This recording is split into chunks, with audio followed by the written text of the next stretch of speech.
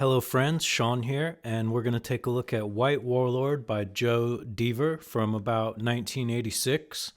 This is a unique sort of like dungeon crawler game.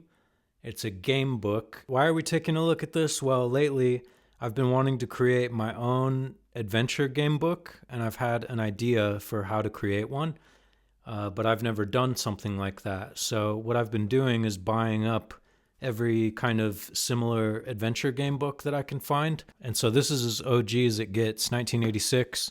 You can go back on my channel if this is your first time here. I've been reviewing other kind of choose your own adventure game books. Now this one is a little bit special to me because in the 90s I found this book for I think like 50 cents in a thrift store. I mentioned this on some other game book reviews. I didn't think about it for like 30 years. I loved it at the time when I was like 10 or 11. And then a couple of years ago, this came in my mind again. I was like, what was that crazy book with these dungeon adventures that I used to play when I was little? Like, what the hell was that? And this is not super mainstream. This is pretty rare and underground. And I spent a lot of time chatting with AI, searching all of Google, trying to figure out what this book was. And off and on, maybe every few months, I would do some more Google searching and try to track it down.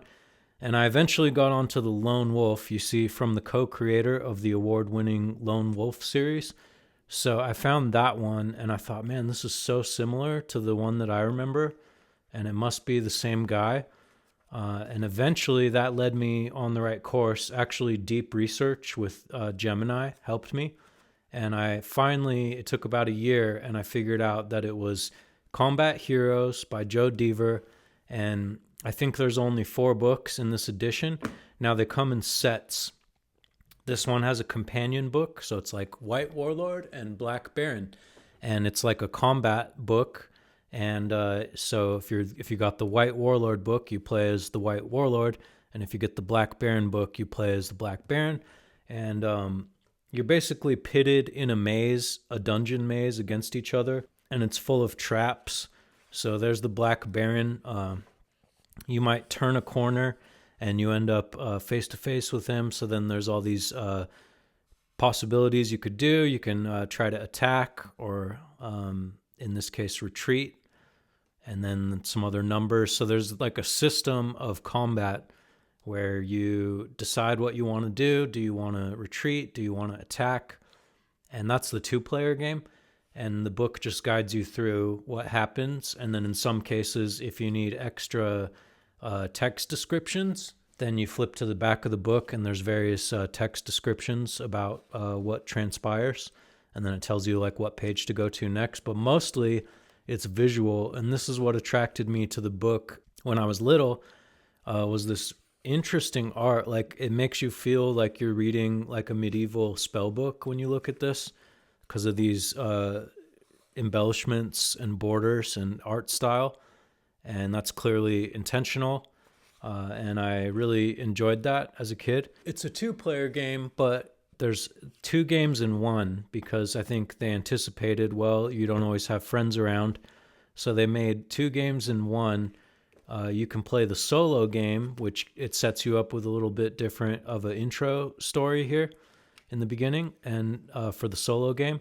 And then so the pages that look like this is the 2-player game, and the pages that look like this is the 1-player game. The 1-player game is more of this dungeon crawl, and you're just trying to avoid pitfalls and keep your health and find your way out, basically, and solve the puzzles. And so these are like the cardinal directions, and the page numbers here are going to tell you which direction you can go next. So you could turn left to page 29, turn back to page 51. So like, let's go to 29, 27, 29. So you turned left, there you got a treasure chest. Like, let's go forward to that, 102. So you go forward to 102, 102. Now you're at the chest. And then this gives you X22. So you go to the back, X22.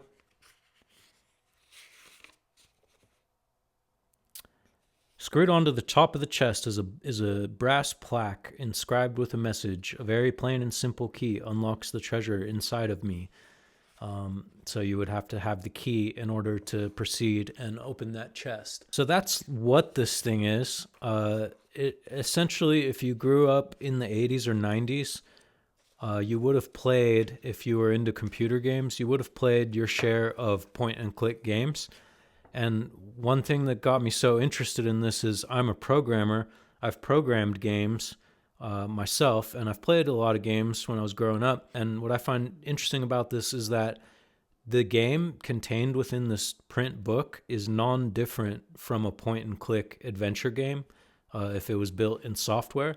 And I really like that concept. And in this research I've been doing, I'm always trying to determine how far can you take that concept? How interesting of a game, a point-and-click game, could you actually make just using these print book concepts? So I've been reading all these different adventure books and to get ideas for my own book.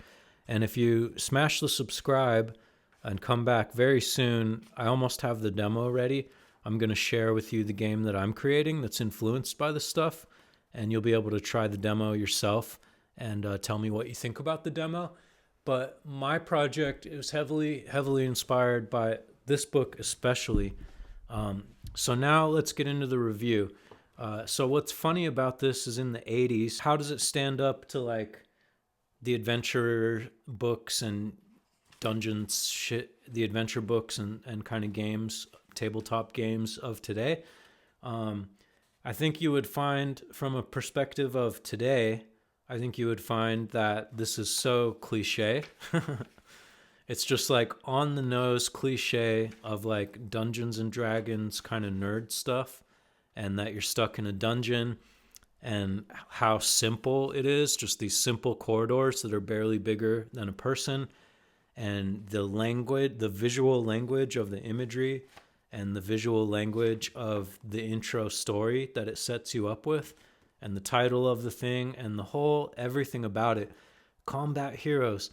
Like, my overall review of this thing as it stands up today is that it's just like so cliche, but you have to grant some leeway, because in 1986, I know some of you watching will be like Gen Z and stuff, but I was around during the 80s, and I'll tell you, the 80s is a decade of cliches. Like the things we think of today as cliches, like think of the movies in the 80s, like Top Gun or something. You just have these things that are marketed towards 18 to 25-year-old men. It's like, yeah, combat, yeah, fuck yeah, yeah, dungeons. Yeah, we got to make it exciting. We got to have enemies. Yeah, spike pits. Yeah, and then you like run around with your axes and your arrows, and it's going to be sick, man. Not even attempting to like make something beyond just the earliest level cliches, but we think of them as cliches today because by now this has been done so much. There's like a million tabletop games out there that have this exact same feel and thematic energy and aesthetics. And so of course it's cliche, like they super cliche and nerdy, honestly. But what does stand up, look at this art. I love this art personally. Strictly monotone, like shading is only achieved through hatching. And so it gets this kind of medieval etching kind of quality to the art. And they kept it simple. Like they could have made this art full page, but that would have been more work, and they probably already realized that this is a ton of work to hand illustrate all this. So they put it in this elaborate frame, so then you only have to make images this big, which is a lot easier for an artist to burn through 300 of these, crank these out, if you only have to be that big. And then if you only have to make it monochrome and you don't have to worry about full shading and color and detail, you can crank them out even faster. So I could see a professional artist putting down many of these pages in a single day. That one's more complicated. You got to draw a fountain, and this is before computers. You didn't just open up your Photoshop and copy and paste these layers. Like this was done with like scissors and photocopiers and probably photography and tracing paper. Someone did this by hand, but I could see an artist cranking out like several pieces like this in a day. You could probably do 3 or 4 or more in a day if you were really focused and talented. And you would have had to pull off a 400-page book like this of point and click images. You would have had to do it that way. It has to be achievable and simple. And so I really like the art style. I honestly think it holds up today. And what you're going to see when I tell you pretty soon in a video about my book that I'm making is that the art style is really inspired by this directly. And that's really why we're even looking at this book, because I want to share with you about this project I'm doing. So you saw the original price there, $3.95, and that I bought it in the 90s for 50 cents. But these days, this thing has become very rare. So not only is it hard to track down one copy of the book, but it's going to be hard and expensive to get the companion book too. What you'll find on the internet is everybody has a very good reaction to these books. Everybody thinks they're pretty great, is basically what I've found. And so when they do come up, a lot of collectors snag them. And so you'll see crazy prices on like eBay if you can track down a full set of these books. So again, it's 2 different game books that come in a pair. So that would just be insane for somebody to spend money like that. I mean, could you really care so much about an obscure random thing that you would be willing to shell out like $800? I mean, that would just be insane, right? That would be crazy. That would be utterly crazy to do. So we were able to actually source the entire set of books. I didn't quite spend $800, but I'm basically embarrassed to tell you what I spent. It's over a 3-digit figure for these crappy books. I'm just kidding. They're obviously not fully crappy, or I wouldn't have bothered doing that. So that's the companion book. And you see you get the little opposite perspective, whether you're the Black Baron or the White Warlord, and then the Scarlet Sorcerer and Emerald Enchanter. This book has a whole different vibe. This one takes place in an airship, and so they have like a Google Maps kind of view. Let me show you. So here's the fictional world, and in these books, these are not related to the Black Baron thing, but it's the same idea where it's just about combat. So this is the world that this thing takes place in, and you can see if you compare this to like Skyrim or something, you can see it's pretty much just as in depth as a game like Skyrim in terms of the size. I mean, nearly as much. And so in this book, you keep referring back to the map, and then you're basically in these like spaceships, and you fly to these different villages, and it's the same thing. These are the cardinal directions you can travel to. And as you travel, it shows the map view. And then that's the 1-player game. And then in the 2-player game, there's another map view.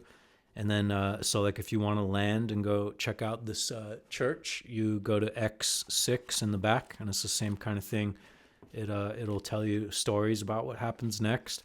And in the two-player game, like here, you're dogfighting with the other spaceship. So you're behind the enemy on this one. And then you can choose these different actions about attacking or glide or cruise or escape or make maneuvers. And they somehow made this game mechanic so it shows what happens next. And you run from the enemy and you guys have combat together. So I've never played these with 2-player. So what are we going to give this overall? The Joe Dever Combat Heroes series. Art style, we're going to give that a 9.5 out of 10. I love how it looks like you're reading a medieval manuscript. Story, it doesn't hold up today, so we're gonna give it a 3 out of 10. Like, I want to go on an adventure, and you don't have to be centered around combat. You can just make puzzles and make cool sights to see and go on an adventure. You don't have to be so cliche and make it like 18 to 25-year-old men who love combat. So we're going to give it the 3 out of 10. Overall fun and gameplay, it is kind of fun the first time you flip through it. And and just the fact that nobody else was doing this. This was the first time I ever saw something like this, and I had a lot of fun when I was younger, and even now, it's pretty fun. Other than that, all the pictures look the same. They could have used more variety. So fun. We'll give it a fun. We'll give it a like 7 out of 10. It's pretty fun. And overall score, Joe Deaver Combat Heroes series from the 80s. We're gonna give that an overall score of 7.5 out of 10. Great creative effort and pioneering piece of artistry that influenced a lot of things to come and still influencing me today. And so check it out if you ever get the chance. And pretty soon here, I'm going to tell you about my project. So smash subscribe and come back for that. See you later.